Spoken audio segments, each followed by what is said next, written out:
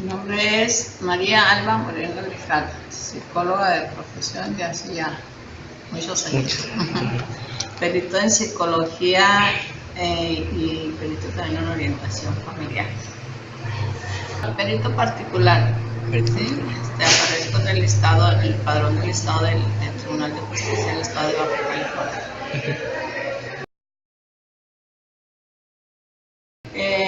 Pues básicamente es todo lo que se refiere a hacer evaluaciones psicológicas para dictaminar si son víctimas de violencia o maltrato, cualquier tipo de violencia o maltrato, principalmente si son víctimas también de abuso sexual, sobre todo menores de 18 años, incapaces, y estudios psicológicos para también dictaminar el grado de peligrosidad de algunos delincuentes cometen algún delito, sacar el perfil, más o menos un perfil psicológico, adentrarnos un poquito al tipo de perfil criminal que hay.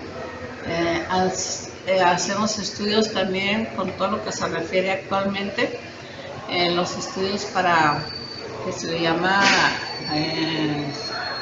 lo que ellos consideran el protocolo de Estambul, que es básicamente para dictaminar si hubo algún tipo de tortura, sobre todo tortura psicológica, ¿no? Porque ya tortura física, pues ya cuando los vemos ya no quedan ni señales, pero tortura psicológica, eso fue durante el año pasado y este año que se nos pidió mucho que hiciéramos ese tipo de estudios, porque se supone que los derechos humanos de los reos, las personas que están encarceladas, pues se fueron, ¿cómo se dice?, no respetadas. Entonces esa fue la razón por la que se empezaron a hacer los estudios, y en los juzgados penales fueron los que empezaron a nombrarnos a diferentes peritos para hacer ese tipo de estudios. También me ha tocado como perito psicóloga dentro del sistema federal, en los juzgados federales, también asistir a víctimas, también en la asistencia a víctimas. Ahí me ha tocado asistir a víctimas menores para su declaración, y de igual forma también hay hacer dictámenes que tienen que ver con los delitos más de orden federal, que son tráfico, portación de armas, delitos contra la salud, para determinar también el perfil psicológico de las personas que están detenidas. Bueno, eso es en el área penal. Y en el área familiar, pues básicamente he hecho los dictámenes psicológicos para lo que se considera como un estudio de parentalidad, podríamos decir, qué tan responsables son los padres, qué características cumplen los padres de familia para realmente llevar a cabo un rol paterno o materno adecuado. Y ahí en los juzgados familiares, básicamente también trabajan mucho si los niños son alienados. O sea, ¿por qué eso? Porque sabemos que alguno de los padres a veces pues lleva a cabo toda una campaña, ¿verdad?, donde va alienando al hijo, y entonces termina odiando al otro progenitor. Y ahí los juzgados familiares han estado como más, podríamos decir, más pendientes, o por lo menos ya nos hacen un poquito más de caso cuando sacamos todas las características que tienen que ver con el niño, con el síndrome de alienación parental. Y bueno, eso es en los últimos años ya lo han considerado. La otra es, ahí mismo en los juzgados familiares, con respecto a lo que viene a ser la custodia y lo que viene a ser la convivencia. La custodia, si son también aptos o no aptos los padres para ejercer la custodia del menor, o para la pérdida de la patria potestad también, o para la convivencia, qué tipo de convivencia requieren los menores, de acuerdo al perfil de los padres. Y en los juzgados civiles, básicamente hemos hecho dictámenes también que tiene que ver con gente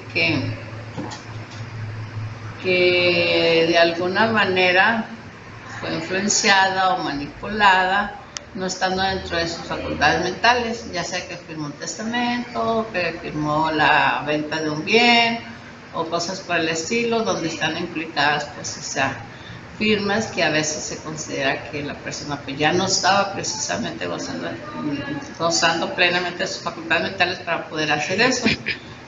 A veces nos ha tocado hacer lo que viene a ser una autopsia psicológica también, en ese sentido, porque la persona a veces ya falleció, pero hay herramientas, hay antecedentes en papel, médicos y demás, que se puede hacer un estudio a través de eso. ¿Qué más se podría decir? Así en general es más o menos lo que nos toca hacer. Tenía la PGR hace mucho, tenía un programa de prevención del delito. Te voy a hablar de hace 20 años atrás. Me tocó trabajar ahí, prevención del delito, en la PGR. Y teníamos un equipo de abogados y psicólogas, muchos practicantes, teníamos del CETIS, Universidad, en aquel tiempo que trabajaban con un programa de prevención del delito. Ahí estuvimos trabajando como un año. No prosperó realmente, porque era más bien político el asunto y no prosperó. Y en la PGJ, pues también se ha hablado de un programa de prevención del delito. A veces no veo que haya prosperado tampoco. Pues básicamente es entrevistar a la persona. Si se puede entrevistar a los familiares también, porque los familiares nos aportan mucha información, y la aplicación de algunos instrumentos de evaluación que pueden ser cuestionarios. Por ejemplo, si hablamos de peligrosidad, pues tenemos algunas herramientas que nos dan más o menos datos, o algunas escalas de psicopatía, cosas por el estilo. Y pruebas psicológicas, como puede ser el MMPI, el TAT, el 16 factores de la personalidad, figura humana. Depende del caso. Si son niños, pues ya lo que corresponde a los niños, ¿no? Desde la familia, desde de la persona bajo la lluvia, desde la figura humana, el ver, etc. Lo que se pueda aplicar. Pues yo opino que básicamente hay gente que le guste y que le guste trabajar con todo tipo de población, porque aquí tenemos que trabajar con todos, nos guste o no. O sea, a veces pensamos que es una persona que está encarcelado inocente, y a veces pensamos que es culpable, y a veces pensamos que es una persona que no merece, etcétera, etcétera, ¿no? Entonces, quitarnos de todas esas cosas, ¿no? Porque ¿quiénes somos nosotros para juzgar? Ver a las personas como personas, evaluarlas como personas y aceptar, ¿no?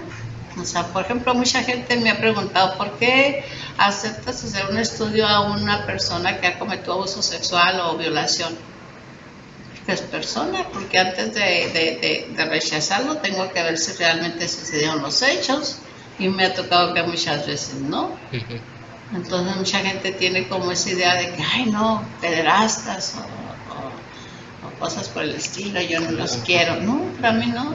Yo creo que por eso se me hace que una de las cosas sería aceptar trabajar con cualquier tipo de personalidad. O sea, tener la fortaleza de decir, le entro, quiero estar, quiero hacer, quiero aprender, porque es una área muy bonita. Y sobre todo tener ganas de proponer cosas diferentes, de hacer que la psicología en ese ámbito todavía florezca más. Yo creo que hay muchas cosas que ustedes como jóvenes pueden proponer al sistema de justicia para que la psicología todavía se posicione más, porque a nosotros los viejos nos tocó abrir así como muchas veredas, muchos caminos, ¿no? Y dentro de la psicología forense, pues todavía hay mucho más, muchísimo, o sea, hay muchas áreas todavía que meterse. Sí. Es interesante, y yo creo que si te gusta, entrale y empieza. En lugar de andar haciendo servicio social en otra parte, métete de la penitenciaría, métete a la PGR, que los muchachos se capaciten y aprendan poco a poquito. Nosotros los viejos nos tocó aprender de la nada, así es, poniéndote y viendo A mí en lo personal quienes me ayudaban a explicarme el trabajo, en qué consistía, qué debía hacer, no el trabajo psicológico, sino el trabajo en el ámbito legal, pues eran los abogados. Pero pues te dicen lo básico, ¿no? Y ahí vas aprendiendo. Pues ustedes ya tienen muchas herramientas. Yo estoy hablando de aquel tiempo que no había internet, no había nada. Y ahorita como quiera jalas y traes información de aquí y de allá.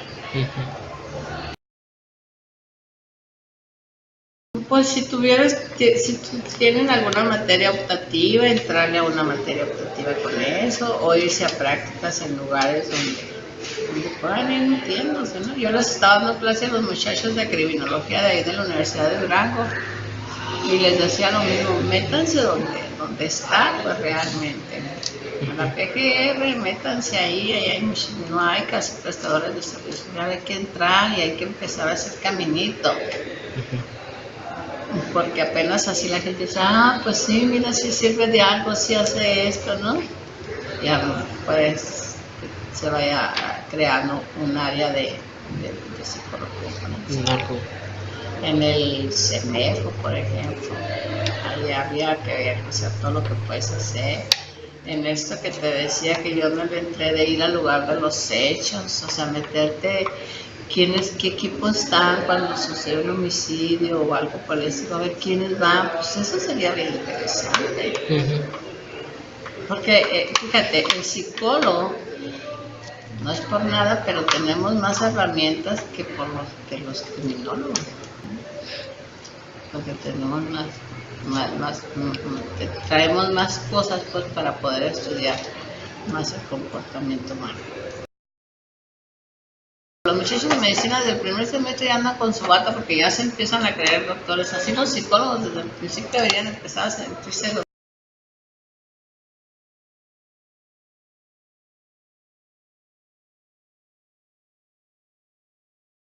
Pues hay que saber de todo.